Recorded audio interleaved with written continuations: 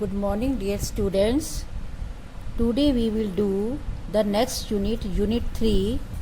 In Unit 3, we will do the lesson The Rich Lady and the Artist. Okay. The name of the lesson is The Rich Lady, Amir Lady, and the Artist. Artist who make portrait and who paint the pictures. Okay. So let us start. Before starting the lesson, I want to tell the story in Hindi. क्या होता है कि एक बार एक बहुत अमीर lady होती है, वो एक आर्टिस्ट के पास जाती है और उसको कहती है कि मेरा एक अच्छा सा पोर्ट्रेट बनाओ. ओके. पोर्ट्रेट क्या होता है? पोर्ट्रेट वो होता है जिसमें मतलब कि ना उसकी खुद की एक फ़ोटो होनी चाहिए. मतलब कि एक जो मतलब कहता है ना कि मेरी पोर्ट्रेट बनाओ, उसकी एक फ़ोटो, उसकी एक मतलब कि उसका एक मतलब कि उसकी फ़ोटो बनाता है एक तरह से ना, उसकी ड्राइंग बनाते हैं और ये सब बनाता है. ओके, ठीक है. तो वो आर्टिस्ट कहता है ठीक है. आर्टिस्ट थोड़े दिन तक बहुत मैनी डेज तक उसने मेहनत की और एक अच्छा सा पोर्ट्रेट बनाया. और जब वो पोर्ट्रेट रेडी हो गया तो उसने ओल्ड लेडी को बोला, उस रिच लेडी को बोला कि आप स्टूडियो में आओ और अपना पोर्ट्रेट देख के जाओ. तो वो लेडी है ना, उसका एक पेट डॉग होता है, वो उसको अपने साथ ले जाती है. वो ये समझती है कि जो डॉग है ना, वो मतलब कि वर्ल्ड का क्लेवरेस्ट लिटिल एनिमल है. तो वो लेडी है ना, उस पोर्ट्रेट को टॉमी, उसके जो डॉग का नाम है वो टॉमी है, वो टॉमी को कहती है, टॉमी मेरे पोर्ट्रेट को देखो. टॉमी, अब देखो कुत्ते को पता नहीं होता कि क्या होता है पोर्ट्रेट. ओके. वो उस पोर्ट्रेट को देखता है ना, तो वो इस तरह से अपना फेस पीछे कर लेता है. तो रिच लेडी ये समझती है कि मेरे जो पेट है, जिसे मैं इतना ज़्यादा प्यार करती हूँ, उसको ये पोर्ट्रेट पसंद नहीं आया. तो वो आर्टिस्ट को कहती है कि तुमने गलत पोर्ट्रेट बनाया है, तुमने अच्छा पोर्ट्रेट नहीं बनाया क्योंकि मेरे टॉमी को पसंद नहीं आया. तो आर्टिस्ट कहता है ठीक है, आप कल आना, आपको दोबारा से पोर्ट्रेट बना के दूंगा और उस पोर्ट्रेट को देखते ही आपका जो टॉमी डॉग है ना, उसको चाटने लग जाएगा. तो लेडी कहती है ठीक है. नेक्स्ट डे लेडी दोबारा जाती है और वो जो आर्टिस्ट होता है उसको सेम पोर्ट्रेट दिखाता है.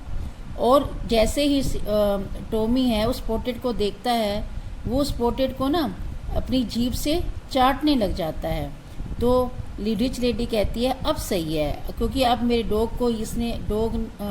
को अब मेरे टॉमी को ये पसंद आ गया. तो वो बहुत खुश होती है और कहती है ठीक है, आपने मेरा बहुत अच्छा पोर्ट्रेट बनाया. और जो भी उसके प्राइज़ होते हैं वो आर्टिस्ट को देकर चली जाती है. और आर्टिस्ट बहुत खुश होता है. आर्टिस्ट कहता है मैंने तो दोबारा कोई मेहनत भी नहीं की और मुझे उसके प्राइज़ भी बहुत ज़्यादा मिल गए. और मैंने वही सेम पोर्ट्रेट में ना एक ना मीट का जो पीस है, पीस ऑफ मीट, उसने क्या किया था, एक मीट का टुकड़ा है ना, वो पोर्ट्रेट पे रब कर दिया था उसको. मतलब कि उसी तरफ उसके चारों तरफ उसके पूरा उसके ऊपर रब कर दिया था.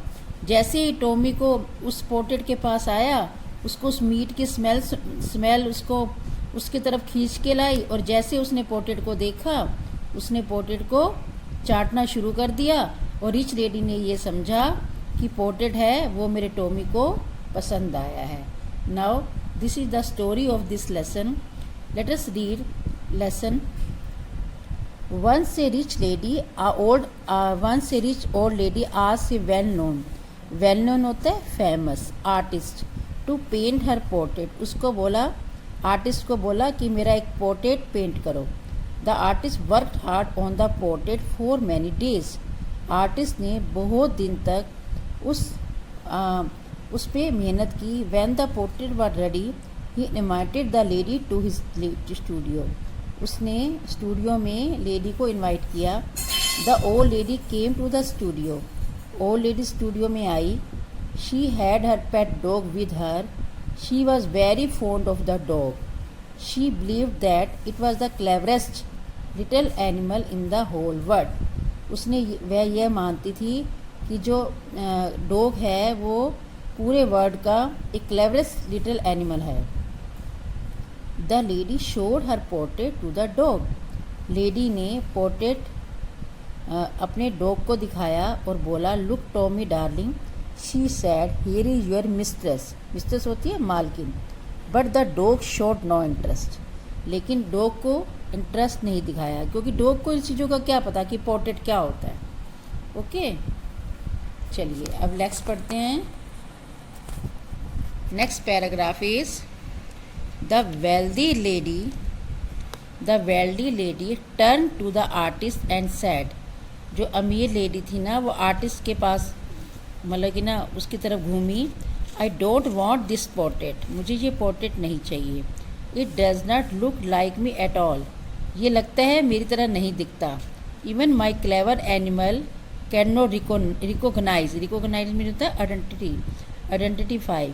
मेरा जो रिकोगनाइज मेरे पोर्ट्रेट को मतलब कि मेरा जो क्लेवर एनिमल डॉग है इसको पहचान ही नहीं पाया। मतलब कि अगर वो उसको ऐसा लग रहा था कि अगर पोर्ट्रेट को देखकर डॉग को अपना इंटरेस्ट दिखाना था, तो रिच लेडी ने ये सोचा कि मेरा पोर्ट्रेट सही नहीं बना, तभी तो ये इंटरेस्ट नहीं दिखा रहा डॉग।